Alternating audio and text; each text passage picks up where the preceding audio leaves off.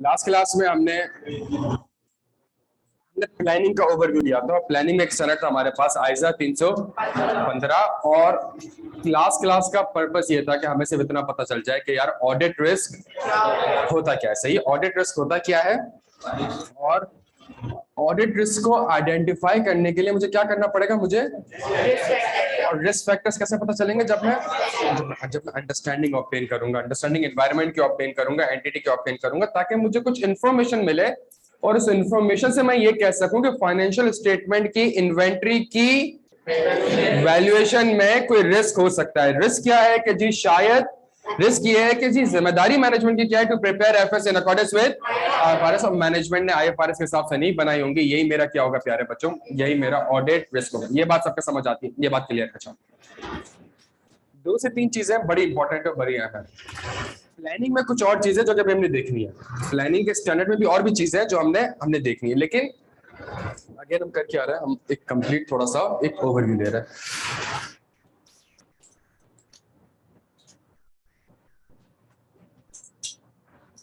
आज की क्लास में जो हम ओवरव्यू लेने जा रहे हैं वो किसका लेने जा रहे हैं, तो आइजा 500। और सेंस बनता है अगर 315 प्लानिंग है तो 500 आगे की सीरीज परफॉर्मेंस की होगी। सही है, फिर उसके आगे की सीरीज रिपोर्टिंग्स की होगी। सही, एक सेंस बनता है इस चीज का। तो हमारे पास आइजा 500 है। आज की क्लास में हम क्या काम करेंगे, आज की क्लास में हम थोड़ा सा आइजा 500 का ओवरव्यू लेंगे। और जब आइजा 500 का ओवरव्यू लेंगे तो हम वापस से क्लास के एंड में कोशिश करेंगे किस साइड पे आ जाए, थोड़ा सा प्लानिंग साइड पे 315 के साथ उसको वापस से कनेक्ट करने की कोशिश करें। क्या यहाँ तक बात समझ आती है सबके? अच्छा, और कुछ अच्छे कॉन्सेप्ट हमने इंशाल्लाह आज समझ गए। डन हो गया भाई। प्रोसीजर भी अगेन हमारा एक ऐसा एरिया जिसके अंदर 8 से 10 क्लासेस लगेंगी, लेकिन हमने सिर्फ एक छोटा सा ओवरव्यू लिया ताकि हमें पता चल जाए यार कि एज एन ऑडिटर मैंने क्या ऑडिट प्रोसीजर्स परफॉर्म करना होता है। अच्छा, आइजा 500 स्टैंडर्ड का नाम है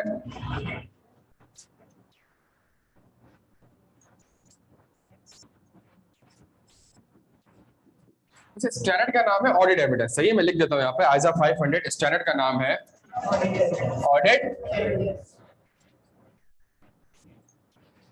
सफिशिएंट। और ऑडिट एविडेंस कैसा होना चाहिए, ऑडिट एविडेंस होना चाहिए sufficient, appropriate audit evidence.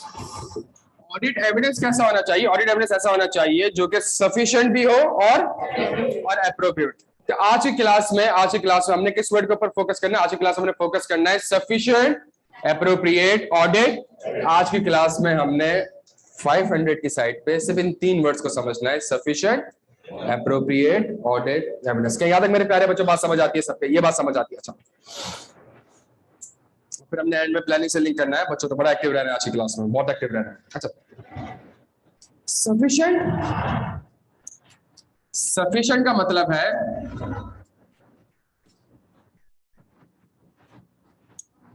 Sufficient का मतलब है क्वांटिटी। क्या मतलब क्वांटिटी का?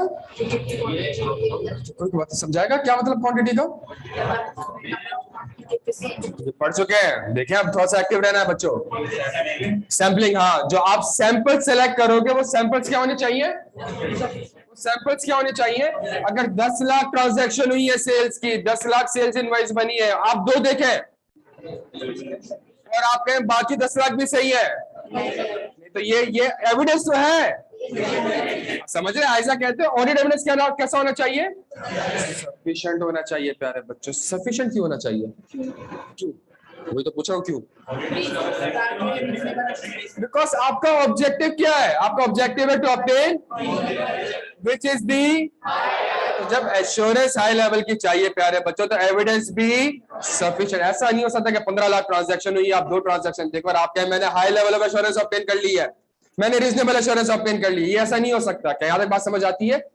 Sufficiency deals with the quantity of. Done हो गया? यहाँ तक बात समझ आती है? अच्छा, कितने सैंपल्स होने चाहिए, क्या होने चाहिए, इस क्वांटिटी के ऊपर एक स्टैंडर्ड है जिसका नाम है आइजा 530, जो कि मुझे सिखाता है कि सैंपलिंग कैसे होनी चाहिए, हम आगे जाके पढ़ेंगे इंशाल्लाह इसको। लेकिन अभी फिलहाल सिर्फ एक वर्ड कि जी आपके पास जो एविडेंस होना चाहिए वो क्यों सफिशिएंट, बिकॉज आपने एश्योरेंस भी किस लेवल की लेनी है, हाई। जब हाई लेवल एश्योरेंस लेनी है प्यारे बच्चों, तो फिर एविडेंस भी हाई लेवल के होने चाहिए ना, लाइक सफिशिएंट होने चाहिए। क्या यहाँ तक बात समझ आती है? ये बात दोस्त आप क्लियर हो? ब्लू शर्ट, अच्छा जी, जबरदस्त।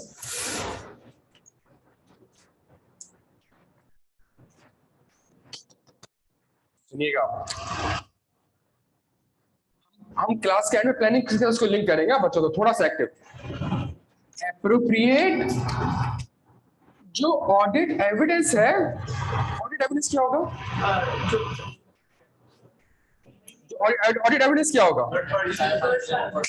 ऑडिट एविडेंस क्या होगा? अगर मैनेजमेंट कहती है मैंने 100 रुपए की सेल्स करी है, क्या मेरे पास इसका एविडेंस है कि ये सेल्स वाकई में, क्या मतलब, क्या मेरे पास sales order, goods delivery note हो गई, सेल्स इनवॉइस हो गई, बैंक स्टेट, क्या मेरे पास, अगर आप आईक्यू का ऑडिट करते हैं और मैं आपसे कहता हूं कि भाई ऑडिट का रेवेन्यू लेट से 5 लाख रुपए, हाँ जी, तो एज एन ऑडिटर आपके पास क्या एविडेंस होगा? आप फी स्लिप देखेंगे, आप एडमिशन फॉर्म देखेंगे, आप सीआरएन देखेंगे, आप बैंक स्टेटमेंट्स देखेंगे, आप पोर्टल पे उसका आईडी इश्यू हुआ है कि नहीं हुआ वो देखेंगे, एडमिशन में अटेंडेंस वगैरह हो रही है, बंदा आ भी रहा है या फिर नहीं। यार आप समझ आ रही है प्यारे बच्चों? इट मींस आप अपने पास कोई ना कोई एक एविडेंस रखेंगे। समझ आ रही है बात? अच्छा, एप्रोप्रिएट क्या होता है? एप्रोप्रिएट मेरे प्यारे बच्चों होता है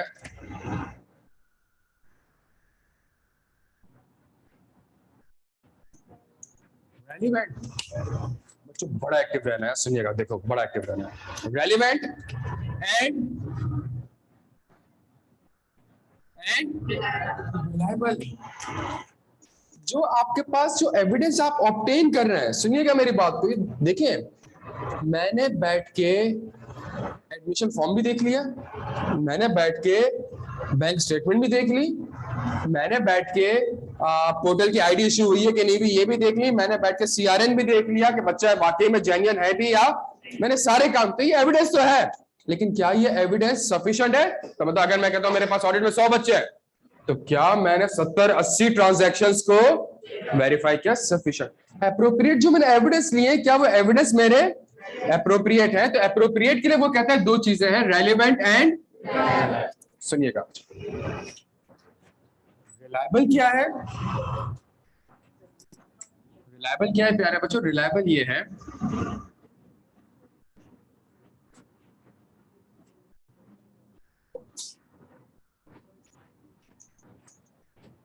कौन सा एविडेंस ज्यादा रिलायबल होगा? कौन सा एविडेंस ज्यादा रिलायबल होगा? दोनों ऑडिट एविडेंस है। ज्यादा एप्रोप्रिएट कौन सा होगा? अगर आप आईक्यू का ऑडिट करते हो और आप जाके डायरेक्ट स्टूडेंट से कंफर्म करते हैं कि हाँ भाई तुम ऑडिट यहाँ से पढ़ रहे हो कि नहीं पढ़े, ये ज्यादा रिलायबल एविडेंस है। या आप रेहान भाई के पास जाए, वो आपको एक एडमिशन फॉर्म पकड़ा दे, कौन सा ज्यादा रिलायबल एविडेंस है? वो एविडेंस जो कि आपको डायरेक्टली थर्ड पार्टी प्रोवाइड करती है। जहां तक बात समझ आती है, दोनों ऑडिट एविडेंस है, याद रखिएगा। ऑडिट दो, लेकिन ज्यादा रिलायबल कौन सा है? ज्यादा रिलायबल वो है जो कि थर्ड पार्टी आपको कंफर्म करता है। सही है? अच्छा,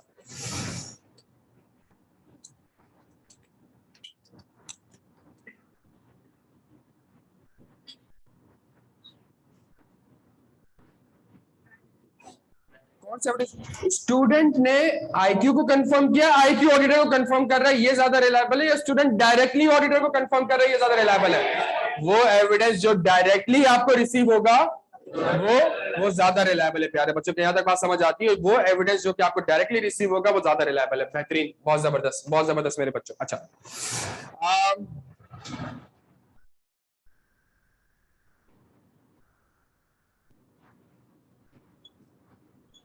कौन सा एविडेंस ज्यादा रिलायबल है, रिटर्न या ओरल? आप रेहान भाई के पास जाए, रेहान भाई से पूछे, रेहान भाई ये बच्चा पढ़ता है, रेहान भाई कहते हैं हाँ बच्चा पढ़ता है, ये ज्यादा रिलायबल एविडेंस है, या रेहान भाई आपको कोई शो करे डॉक्यूमेंट? तो रिटर्न एविडेंस होगा वो ज्यादा रिलायबल है। बहुत आसान बेसिक चीज है ना प्यारे बच्चों, क्या यहां तक बात समझ आती है? अच्छा, जो एडमिशन फॉर्म आपको मिला, जो एडमिशन फॉर्म आपको मिला, या तो ओरिजिनल मिलेगा, या कौन सा एविडेंस ज्यादा रिलायबल है? प्यारे बच्चों, ये रिलायबल की कैरेक्टरिस्टिक, ये भी ऑडिट एविडेंस है, ये भी ऑडिट एविडेंस है। ज्यादा रिलायबल कौन सा है? Third party, directly, return form, original form.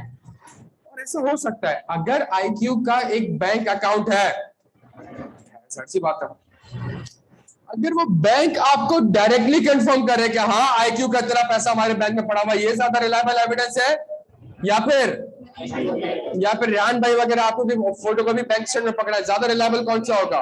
कि जब थर्ड पार्टी आपको, बहुत से ऑडिट एविडेंस ऐसे होते हैं जो थर्ड पार्टी से आपको बड़े आराम से मिल सकते हैं। प्यारे बच्चों, क्या यहाँ तक मेरी बात समझ आती है आपको? क्लियर है हम सारे यहाँ तक बच्चों? अच्छा, बेहतरीन हो गया। अगली चीज क्या है मेरे पास?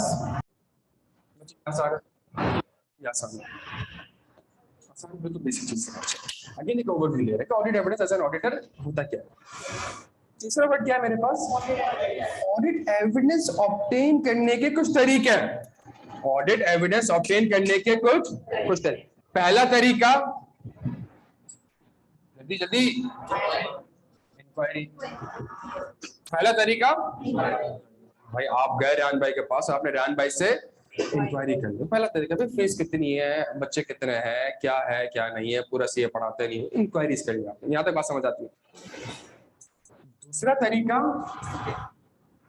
बच्चों जल्दी, इंस्पेक्शन। रेहान भाई एडमिशन फॉर्म दिखाए, रेहान भाई सीआरएन की कॉपी दिखाए, रेहान भाई फी स्लिप दिखाए, रेहान भाई बैंक स्टेटमेंट्स दिखाए। क्या यहाँ तक बात समझ आती है? दूसरा प्रोसीजर मेरे पास क्या अवेलेबल हो सकता है? इंस्पेक्शन। क्लियर हो गया मेरे पास? तीसरा, कैलकुलेशन। 18,000 रुपए फीस है, एक बच्चा 2 सब्जेक्ट ले रहा है, 18,000 मल्टीप्लाई बाय 2 कितना बनता है? 36,000। क्या आईक्यू ने 36,000 का रेवेन्यू रिकॉर्ड किया भी है कि नहीं किया? जी मेंबरशिप था इसके पास तो 20% का डिस्काउंट था, तो क्या इसकी 30,000 रुपए का रेवेन्यू रिकॉर्ड हुआ है कि नहीं हुआ? इनके पास फिक्स एसेट्स आ रहे हैं आईक्यू के पास, तो आईक्यू उसके ऊपर क्या रिकॉर्ड कर रहा होगा? डेप्रिसिएशन। तो भाई एसेट इस तारीख को आया था, 5 महीने रहे पूरे साल में, 5% इसकी यूजफुल लाइफ है, तो मैं रिकैलकुलेट करूंगा कि क्या डेप्रिसिएशन एक्सपेंस सही। तो मेरे पास एक प्रोसीजर अवेलेबल है, क्या यहाँ तक प्यारे बच्चों बात समझ आती है? एक और तरीका मेरे पास अवेलेबल है जिसका नाम है ऑब्जर्वेशन। मैं आपसे कहता हूं, मेरे पास आईक्यू में 1000 चेयर्स हैं, आप क्या करोगे? आप जाके कहोगे सही है सर, मुझे ऑडिटोरियम 1 में ले जाएं, ऑडिटोरियम 2 में ले जाएं, फर्स्ट रो में ले जाएं। वहां पे जाके चेयर्स को ऑब्जर्व करोगे, एसीज को ऑब्जर्व करोगे, फिक्स एसेट्स को ऑब्जर्व करोगे। क्या यहाँ तक बात समझ आती है? तो एक और मेरे पास प्रोसीजर है, कौन सा? ऑब्जर्वेशन। जी सर, देखिए मैं अभी आपको देख रहा हूँ, मैं आपको क्या कर रहा हूँ? मैं आपको टच करूंगा ना, दैट इज इंस्पेक्शन। मैं बिल्कुल सही बात कर रहा हूँ। मैं आपको ताड़ रहा हूँ अभी, सही है ना? That is the observation. लेकिन अगर मैं आपको चेक करूं कि आप सही हो नहीं हो, दैट इज दी इंस्पेक्शन। मैं एक और एग्जांपल आपको दे देता हूँ, और ये जेन्युइन एग्जांपल।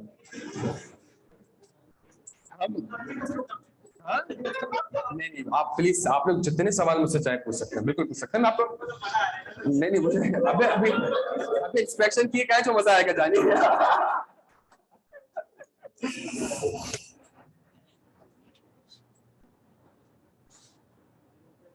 हाँ जी, नहीं इस पर गंदा वाला शेर है, वो बोल नहीं सकता। अच्छा चले, नहीं अच्छा बच्चों आ जाओ, चलो यहाँ तक बात समझ सुनिएगा मेरी बात को। आप पीएनजी जिलेट का जब मैं ऑडिट करता था, तो उसके एक बार हम सेमी सीनियर थे, तो स्टॉक काउंट पे गए थे। स्टॉक काउंट पे जाके जब मैं ये देखता हूँ ना कि हाँ जी इन्वेंट्री पड़ी हुई है, क्या कर रहा था मैं? और फिर जब मैं एक डब्बे खोल के चेक कर रहा था ना कि वाकई में डब्बे के अंदर इन्वेंट्री आ भी रही है या फिर, that is basically the inspection. मैं चीजों को बैठ के इंस्पेक्ट कर रहा हूँ कि ठीक भी है कि नहीं है। क्या तक बात समझ आती है? तो हम थोड़ा अभी सिर्फ एक वर्ड्स को हम थोड़ा से क्या कहते हैं जाने मन।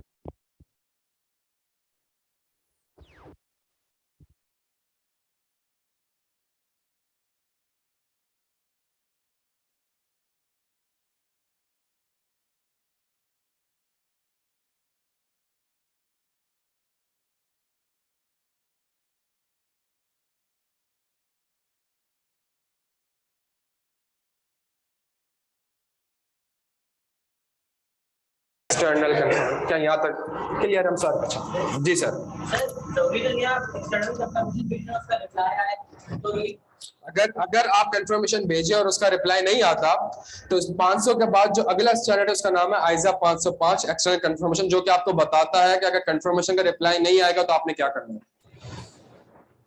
अगर कंफर्मेशन का रिप्लाई नहीं आएगा तो वो इंशाल्लाह आइजा 505, बिल्कुल सही कह रहा हूं। इस इन सारे स्टैंडर्ड्स में से सिर्फ इसके ऊपर एक नया स्टैंडर्ड है आइजा 505 एक्सटर्नल कंफर्मेशन, जो कि हम आगे जाकर इंशाल्लाह। ठीक हो गया? अच्छा, यहां तक बात समझ आती है बच्चों? यहां तक बात समझ आती है? अच्छा, sufficient deals with the quantity, simply, appropriate, relevant and reliable। reliable में कुछ कैरेक्टरिस्टिक्स है हमारे पास, और ऑडिट एविडेंस ऑब्टेन करने के कुछ तरीके हैं मेरे पास, inquiry, inspection, recalculation, observation and external confirmation. Done हो गया प्यारे बच्चों, ये हमारे पास है। अच्छा, एक चीज जो बड़ी रेलिवेंट है वो रेलिवेंट है। एप्रोप्रिएट में एक चीज है जिसका नाम क्या है? जो प्रोसीजर आप परफॉर्म करने जा रहे हैं वो प्रोसीजर वाकई में रेलेवेंट भी होना चाहिए। वो प्रोसीजर आपका रेलेवेंट भी होना चाहिए। तो रेलेवेंट के लिए आयसा मैंने कहा भाई रेलेवेंट का क्या मतलब? उसने कहा रेलेवेंट का मतलब assertion, consideration, डन हो गया। assertion under consideration and directional of, ये दो वर्ड है और ये बहुत ही ट्रिकी और बहुत ही टेक्निकल नहीं कहूंगा, ट्रिकी कहूंगा और कॉमन सेंस वाले वर्ड्स कहूंगा। सही, अनफॉर्चुनेटली बच्चे इसका रट्टा लगा के चले जाते हैं, लोग रट्टा लगवा देते हैं इसका, हालांकि ये वर्ड हम बढ़ चुका है। सही है, बट हमारी अब पूरी क्लास अगला पौना घंटा 1 घंटा हमारा जो लिखा हुआ है बोर्ड पे अब उसको हम समझने जा रहे हैं और लिखने जा रहे हैं। अब समझेंगे जो आयजा कहता था उसका स्ट्रक्चर लिख दिया, थोड़ा बहुत उसको लिख दिया, थोड़ा बहुत समझा दिया। आपको मजीद समझाने के लिए मैं कुछ एग्जांपल्स वगैरह आपके साथ शेयर करूंगा, तो रेडी रहना है बिल्कुल। सही, अच्छा ये हमने नहीं पढ़ा 2 वर्ड, अभी ये 2 वर्ड्स नहीं पढ़ा। अच्छा,